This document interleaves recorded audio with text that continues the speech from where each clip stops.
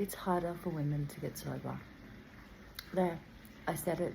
I genuinely, truly believe that it's harder for women to get sober.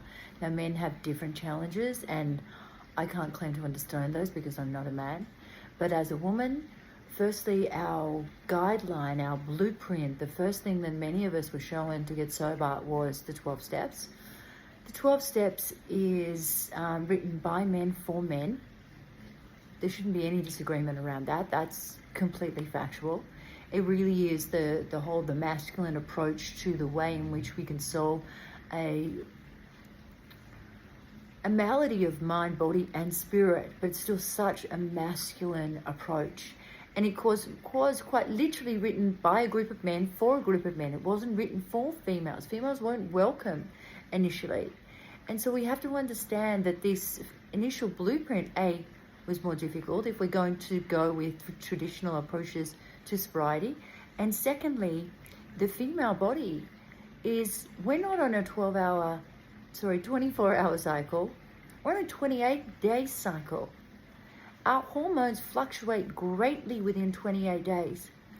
And I'm going to go into this in a lot more detail in a longer video, the relationship between hormones and sobriety. And in essence, hormones and mental health, that links to our chances at sobriety and getting sober and staying sober. But I will say that every one of my relapses, and there were years where I didn't really try to get sober, I kind of half tried, so there were lots. And then when I really tried to get sober and then I did actually get sober, I had PMS for every single one of those.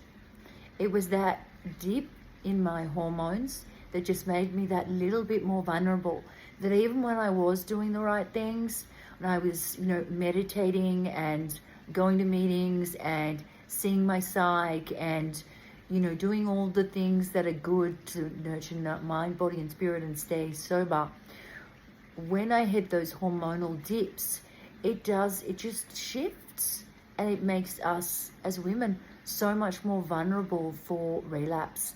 And I want to open this up as a conversation. I want to talk about it a lot more. But PMS, peri-menopause, menopause, and just the way that medicine is designed for the male body and not the female body put us at a real disadvantage.